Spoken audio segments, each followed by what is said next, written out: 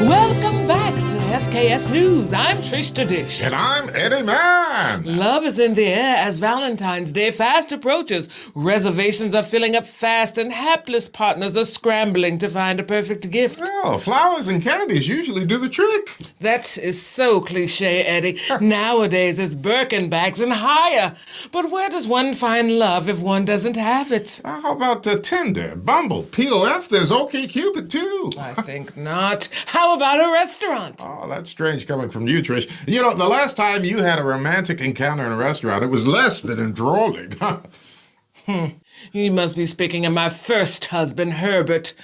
What a mess he was. I caught him in a restaurant with another woman, and as I walked to the table and sat down and asked his female companion, "Who the hell are you, and what are you doing with my husband?" Yeah, it turns out she was his divorce attorney. Oh, well, what a surprise that was. He just beat me to the punch. But strangely enough, that same night, I met my future husband, the bartender. Oh, the bartender. So love can be found in a restaurant. And that's the very appealing topic for Valentine's Day, finding love in the most unlikely of places, a restaurant. According to the website Thrill List article, 14 Ways Dating and Sex is different in the restaurant industry. There's all sorts of hookups going on behind the scenes at your favorite foodie spot. Now, if it's not between the patrons and staff, there are sparks flying between the managers, servers, and cooks. The Thrill List interviewed restaurant service workers across the country, and here's what they found.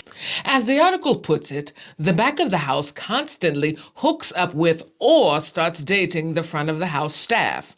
I believe it's that way because the back of the house guys can talk about their ambitions and dreams of owning a restaurant, their culinary visions, and etc. And college-age girls, they eat that stuff up because they want to be around people that already have a passion and a life plan. Now, in a sit-down restaurant, there's usually a bar, and that means lowered inhibitions for the staff during those late nights. As one respondent put it, it's hard not to start hooking up with someone when you work in a restaurant because you're together all the time late at night. So then after work or during work, you start drinking. Then you go out, you become friends, and then lovers. LOL. Oh my, and if you're lucky enough to start dating someone and you suspect they actually work in the service industry, well, we have a list for you. A suspect list of why that person you're dating is a server. Number 5. You no longer question large amounts of cash in their pocket every weekend. Number 4. Due to increasing inventory, you no longer have to buy coasters, napkins, notebooks, and pens. Number 3. Your partner often requires a waiting drink after work and a foot massage. Number 2. The person you're dating has a limited wardrobe, mainly black, white, and club clothes. Number 1. Your date is obsessed with ensuring a proper tip is given. And you know, Trish, I've always wondered about that. You know, back in the day, a proper tip was 15%. And now all of a sudden, patrons are badgered on dinner receipts and payment devices to pony up as much as 25%. When did all of this change? Oh my, Eddie.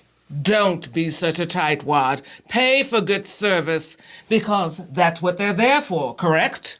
Love in the restaurant business can be more than just a fling. There are countless stories scattered throughout the internet web that lets us know that true love can be found on the menu. And for commentary on today's subject, we have our restaurant correspondent, Mia Blaze. She's half the restaurant reporting duo of Mia and JJ on FKS Restaurant Reviews. Mia, I understand you are somewhat of an insider on restaurant relations. Well, Eddie, yes, I am. And I have to say that it's always a no-go for me after a horrible experience. Oh my, then you're a great resource for this first question. It may be challenging to date a coworker because of jealousy issues, and from what I hear, restaurant workers really do spread the love. One person sees another being too friendly with another coworker. Now, wouldn't that make an awkward situation? Absolutely. There have been instances where love triangles were created. one-on-one with the coworker, being extremely generous with their love to the point that where it actually got physical, a full-on brawl. Oh dear. Now, how are those issues handled or even resolved if that's possible?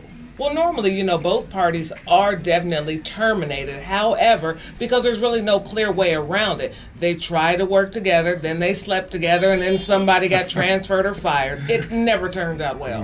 No, it sounds like you're an advocate for servers, cooks, hostesses, and managers hooking up, are you? Absolutely not. I've been scarred for life. Case in point. I dated a cook back in the day when I was a server, and once that tryst, it kind of went wrong. I basically lost everything, and I mean everything. Oh, dear. It was a horrible lesson. So my say to that is, I just don't shit where I eat. Oh, well, that would sound like a good policy, and I do thank you for your honesty, Mia. And viewers, don't forget, catch me and JJ on their FKS show, Forks, Knives, and Spoon Restaurant Reviews. Where's the next place for the restaurant duo, Mia? Glad that you asked, Eddie. We're going to Bristol Republic, a great barbecue joint in the downtown short north of Columbus, Ohio. That's a dining and arts district, but until then, back to you, Eddie. And that's it for today's edition of FKS News. I'm Eddie Ma. And I'm Trish to Dish. Happy Valentine's Day. Please don't forget to leave us a comment. Let us know if you found true love and where it may be. Subscribe and hit that little button to know that you can get all of our details here on FKS News.